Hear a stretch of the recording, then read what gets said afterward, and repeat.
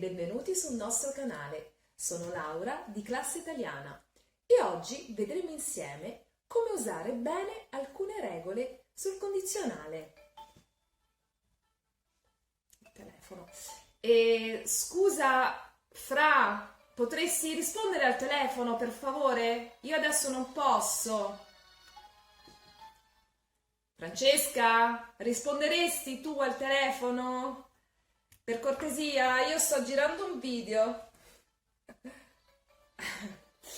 Allora, Fra, mi senti? Ti dispiacerebbe rispondere al telefono? Niente. Francesca, rispondi al telefono, è un'ora che sta squillando. Eccomi. Pronto? Pronto? Hanno riagganciato. Scusami, Laura. Va bene, dai. Adesso possiamo riprendere la nostra video lezione. Avete notato quanti modi abbiamo in italiano per chiedere a qualcuno di fare qualcosa in modo più o meno gentile? Come avete appena visto nella prima parte di questo video, io ho fatto a Francesca sempre la stessa richiesta, quella di rispondere al telefono al posto mio, perché il telefono era troppo lontano da me. Bene, osserviamo quali modi ho usato per fare questa richiesta. Potresti rispondere al telefono? Risponderesti al telefono? Ti dispiacerebbe rispondere al telefono? Rispondi al telefono. Secondo voi, in queste frasi ho usato sempre lo stesso modo verbale? Sentite che c'è una differenza?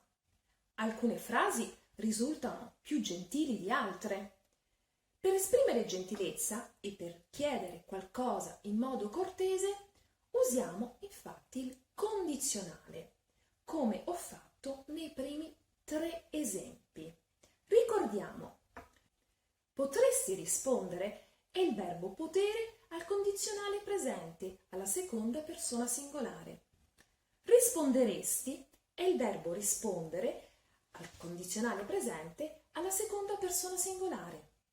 Ti dispiacerebbe è il verbo dispiacere al condizionale presente ma alla terza persona singolare. Dispiacere, infatti, è un verbo che grammaticalmente funziona come il verbo piacere quando è seguito da un altro verbo all'infinito e quindi è per questo che qui lo troviamo alla terza persona singolare. Bene, nella quarta frase, ricordate bene, usiamo un altro modo verbale.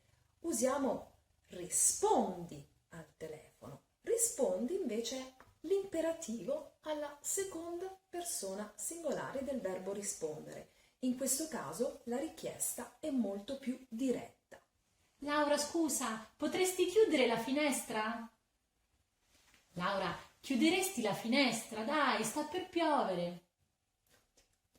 Ti dispiacerebbe chiudere la finestra? Mi sto congelando. Laura, chiudi la finestra. In questa stanza fa freddissimo, dai. Freddo? Io sto morendo di caldo. Vabbè, la chiudo. Ok, scusate. Allora, come avete potuto ascoltare adesso, anche Francesca ha fatto la stessa richiesta in modi più o meno gentili. E secondo voi, quale è stata la frase meno gentile, meno cortese?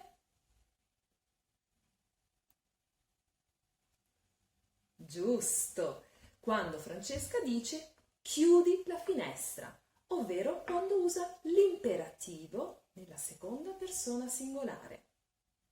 Bene, in questa video lezione abbiamo visto come usare il condizionale per esprimere cortesia, molto utile in tante situazioni, come per esempio quando andiamo al bar e chiediamo vorrei un caffè per favore, oppure quando siamo al ristorante e diciamo al cameriere mi porterebbe un'altra bottiglia di vino? O al telefono quando chiamiamo e chiediamo di parlare con qualcuno. Potrei parlare con il signor Rossi?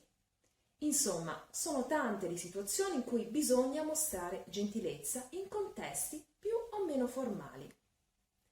Se vi è piaciuto questo video, mettete un mi piace e iscrivetevi al canale per le altre video lezioni. Seguiteci sulla nostra pagina Facebook e Instagram e visitate il nostro sito classe-italiana.com. Io vi saluto e vi ringrazio e vi aspetto per le altre video lezioni. Ciao, da Laura di Classe Italiana.